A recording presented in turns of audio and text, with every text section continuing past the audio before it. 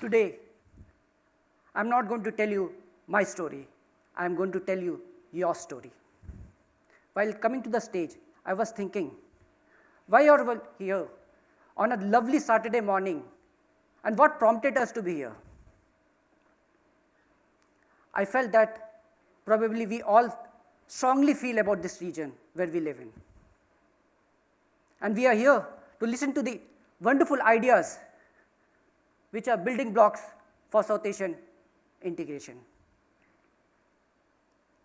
Friends, the overarching theme of today's event is unlocking South Asia's potential. The theme suggests that we have publicly acknowledged that in spite of South Asia's lovely dreams, the region is still locked. And today we are here trying to unlock it. For me, it's a sad part. And when you're talking about unlocking the potential of South Asia, we are talking about how we can leverage our collective efforts for total development of this region. The vision of South Asia, as per me, is seamless movement of goods, transport, energy, people seamlessly across the region. And this could be achieved if we collectively work together for this overarching, ambitious project. Now, I would like to put this perspective in the current global economic scenario. As you all are aware that the world economy is going through a difficult phase. The West is struggling to get its economy back on its feet. And we in South Asia are in somewhat better position. Our growth dipped for some time, but we are now looking towards retracting that part. But as we do this, our success would depend upon how well we integrate our regional markets and take advantages of the strengths we have to offer to each other. In this respect, where do South Asia stand? South Asia, which is home to 1/5 of human population, however, the incidence of poverty is also the highest in this region. And as per the World Bank's recent estimates, 40% of the world's poor live in this region.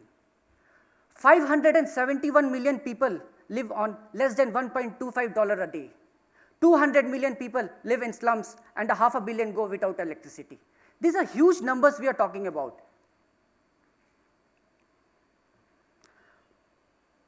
Well, sharing common culture, cuisine, customs, it is expected of us to have a close and integrated relationship.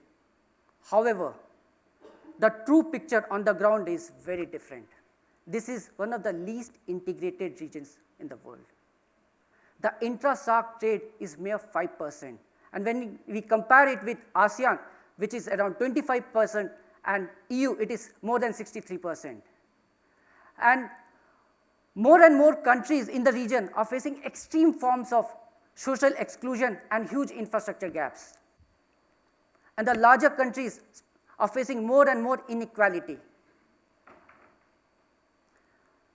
Hence, development will be the key for meeting global poverty and prosperity goals for this region. While Asia remains the hotspot of the world economy, the dynamism is shifting from east to south. South Asia accounted for 6% per annum growth for the last 20 years. And growth is projected from 7 to 7.6% by 2017. And one of the biggest assets of South Asia is its young population. Whereas elsewhere, the working age population is rapidly aging and people are delaying their retirement, South Asia adds 1 million people every month. That means more and more workers will be joining the labor force. and the region needs to add approximately between 1 to 1.2 million jobs every month for next couple of decades. And to capitalize this high share of working age population, the region has to ensure that this population is healthy, well educated, well trained, and have enough opportunities across the region. So we are therefore at a juncture where it is increasingly evident that regional economic cooperation is the key for South Asia to play a major role in Asia and the world at large. And this deserves a strong push and momentum. And keeping this in mind, SAARC, that is South Asian Association for Regional Cooperation, was established in 1980s as an intergovernmental organization with membership of India, Pakistan, Bangladesh, Bhutan, Nepal, Sri Lanka, and Maldives. Afghanistan joined in 2007 as a full-fledged member. And one of the fundamental objectives of SAARC is to promote the welfare of the people of this region and enhance their quality of life. SAARC, after completing 30 years of its existence, has come a long way in becoming a true developmental and regional bloc. The various agreements like SAFTA, that is South Asia Free Trade Agreement, SAARC Food Bank, SAARC Development Fund, South Asia Universities, are our actions in the right direction. However, true integration can only be achieved when these policies and agreements translate the aspiration of prosperity into reality. And to achieve this, I feel one of the key strategies has to enable free movement of people, goods, services, and even energy seamlessly across the region. And this could be achieved if we are able to integrate our economies in an integrated production network.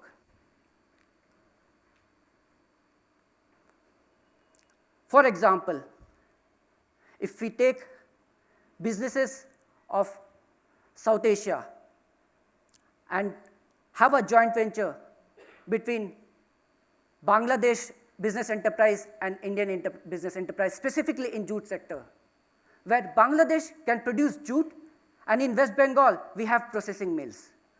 Another example could be creating synergies in medical equipment sector between India and Pakistan. Well, we are importing more than 90% of equipments required in our operation theater. And in Bangalore, we have a high-end biopharma sector which is very well integrated with our software industry. And in Pakistan, we have a huge cluster of manufacturers of surgical equipments in Sialkot. Why can't we think of linking Bangalore with Sialkot and see if we can have a business model which could be a win-win situation for both the countries? And similar example could be contemplated into pharmaceutical, textile, leather, even harnessing natural resources for generating electricity. A good example of this is collaboration between India and Bhutan, specifically in hydropower sector. In fact, some of the electricity which we are getting in New Delhi is coming from Bhutan. Amazing. Besides a well-integrated production network, energy security, to foster economic development, you also need a strong connectivity. We have to think boldly in future towards this.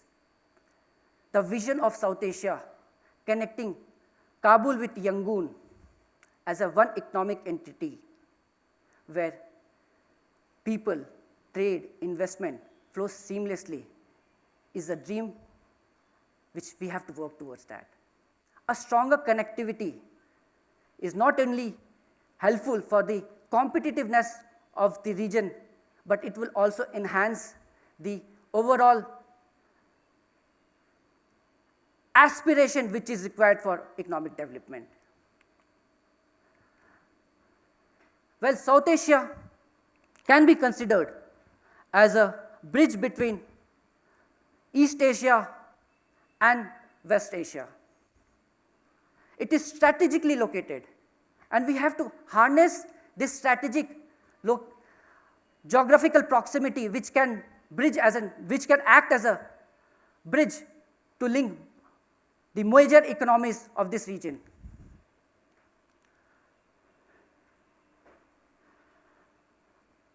Connectivity along with better trade facilitation, trade infrastructure is a key for economic integration. However, SAARC as a regional body has not been able to achieve the aspiration of this region. SAARC works on the principle of consensus, and a tiny minority can spoke its wheel. It's like moving 2 steps forward and 1 step back. And to overcome this, one of the way forward could be sub-regional approach, which could act as an attempt to augment economic development in case we don't have consensus on regional economic integration. And one of the example of this is the recent transport agreement between the BBIN countries, that is Bangladesh, Bhutan, India, and Nepal. This is the first concrete step towards realizing concrete sub-regional cooperation. And once fully implemented, this can transform this transport corridor into corridors of economic growth by bringing in investments and making it channels of trade. And undoubtedly, it will enhance the regional economic integration process. Well, friends, if we consider SAARC as an elephant, which is not moving, it is sitting. So how can we induce the elephant to raise its one leg with another following? So in a sense, where we are headed now is the aspiration and expectation of previous SAARC summit was not fully realized. 4 of the 8 countries came together and said, okay, we all 8 cannot agree on something, at least we 4 can do something together and move forward. For me, that is one leg rising. And this will induce others to rise. The whole body may not rise together, but we have to reconfigure our thinking with pragmatism guiding us rather than idealism. Idealism has to be there, but the steps have to be pragmatic. And one of the pragmatic approach could be enhancing the role of business chambers across the region. I feel they have a tremendous role in this process because they can bring all the stakeholders together on the issue of regional economic integration and the associated benefits and the potential this region has to offer. With my own experience working with the business leaders and the business community of SAARC, I am confident that this move would be mutually beneficial. There are a lot of complementarities among us as we are natural partners of trade. So now, all of you, you know your stories. Thank you.